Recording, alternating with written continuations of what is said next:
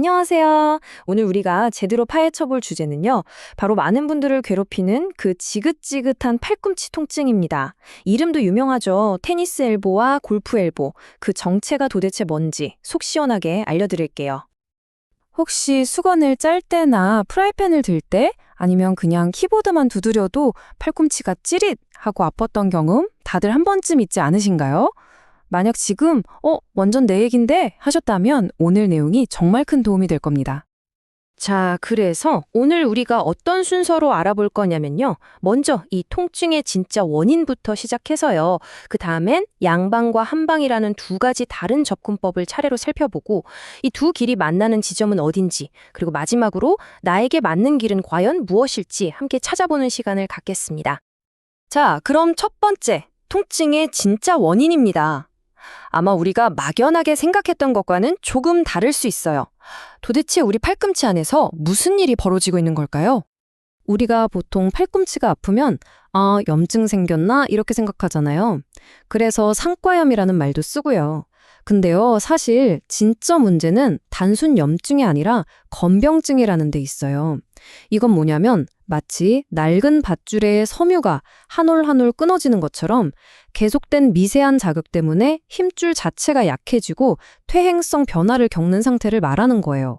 그러니까 훨씬 더 근본적인 문제라는 거죠. 근데 정말 신기한 건요. 아픈 부위만 딱 짚어봐도 원인을 대충 알 수 있다는 점이에요. 팔꿈치 바깥쪽이 아프다? 그럼 테니스 엘보. 안쪽이 아프다? 그럼 골프 엘보인 거죠. 이게 각각 손목을 뒤로 젖히는 힘줄, 또 앞으로 굽히는 힘줄에 문제가 생겼다는 아주 중요한 신호입니다. 자, 이 표를 보시면 더 확실한데요. 통증이 나타나는 그 순간도 달라요. 테니스 엘보는 주로 행줄을 비틀어 짤 때처럼 뭔가 비트는 동작에서 소리가 나고요. 골프 엘보는 악수할 때처럼 무언가를 꽉 쥘 때 통증이 심해지는 특징이 있죠. 심지어 통증이 퍼져나가는 길도 달라서 골프 엘보 같은 경우는 넷째, 다섯째 손가락 쪽까지 저릿한 느낌이 들기도 합니다. 자, 그럼 이 문제를 해결하는 첫 번째 길을 따라가 보죠. 바로 서양 의학, 즉 양방입니다. 양방은 이 구조의 문제를 어떻게 해결할까요? 양방은요, 마치 어벤져스 팀처럼 각 분야의 전문가들이 딱딱 나눠서 협력하는 시스템이에요. 정형외과가 엑스레이나 초음파로 힘줄의 구조적인 문제를 정확히 진단하고 치료 계획을 세우면 재활의학과는 팔꿈치의 기능을 되살리고 다시는 아프지 않도록 단련시키는 역할을 하죠. 만약에 통증이 너무 심해서 재활 자체가 힘들다, 그럴 땐 통증의학과가 나서서 통증을 효과적으로 조절해주고요. 치료 과정도 굉장히 체계적이에요. 무작정 센 치료부터 하는 게 아니라 단계별로 차근차근 올라가는 거죠. 일단 쉬는 게 무조건 1단계고요. 그 다음엔 약물이나 물리치료, 그래도 안 되면 주사치료를 고려합니다. 수술은요, 정말 6개월에서 1년 넘게 이런저런 노력을 다 했는데도 효과가 없을 때만 선택하는 그야말로 최후의 보루인 셈이죠. 자, 여기서 정말 중요한 숫자가 나옵니다. 80에서 95%. 이게 무슨 뜻일까요? 바로 거의 대부분의 환자가 수술 없이, 그러니까 보존적인 치료만으로도 충분히 좋아진다는 희망적인 이야기입니다. 그리고 재활의학의 진짜 목표는요, 그냥 안 아프게만 하는 게 아니에요. 우리 팔꿈치 힘줄이 견딜 수 있는 힘의 총량, 즉 부하 용량을 키워주는 겁니다. 웬만한 자극에는 끄떡도 하지 않도록 팔꿈치 자체를 근본적으로 튼튼하게 만드는 게 진짜 목적인 거죠. 자, 지금까지 구조를 고치는 길을 봤다면 이번엔 완전히 다른 관점으로 접근하는 두 번째 길로 가보겠습니다. 바로 몸 전체의 균형을 바라보는 한의학의 시선입니다. 한의학에서는 우리 몸을 하나의 유기적인 시스템, 뭐랄까, 거대한 숲처럼 봐요. 팔꿈치가 아픈 건 숲 속의 나무 하나가 시들었다는 신호일 뿐 진짜 원인은 숲 전체의 토양이나 물줄기, 즉 몸 전체의 기와 혈순환이 어딘가 막혔기 때문이라고 보는 거죠.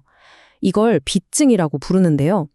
시선 자체가 팔꿈치라는 나무에서 몸 전체라는 숲으로 확 넓어지는 겁니다.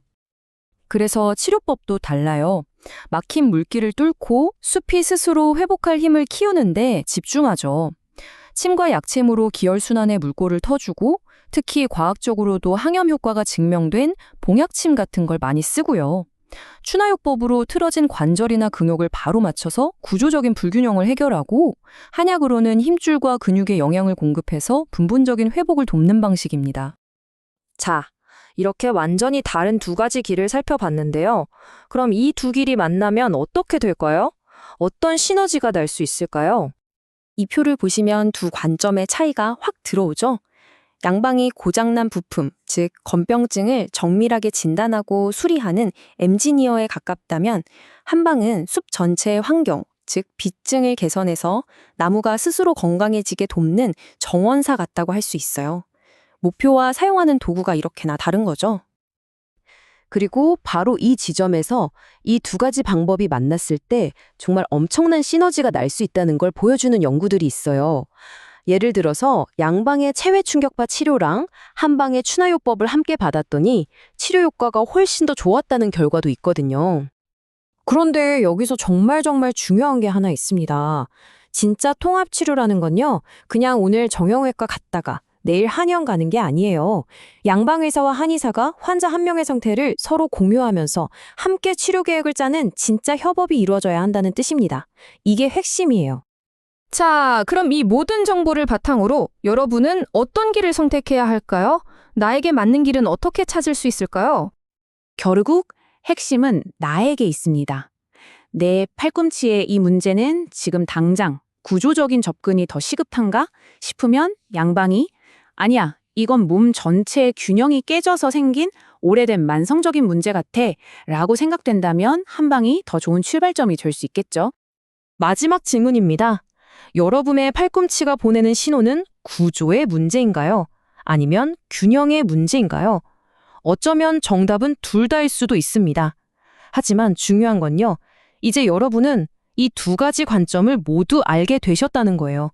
이걸 바탕으로 스스로에게 가장 좋은 질문을 던지고 나만의 회복을 위한 지도를 그려나갈 가장 강력한 힘을 얻으신 겁니다.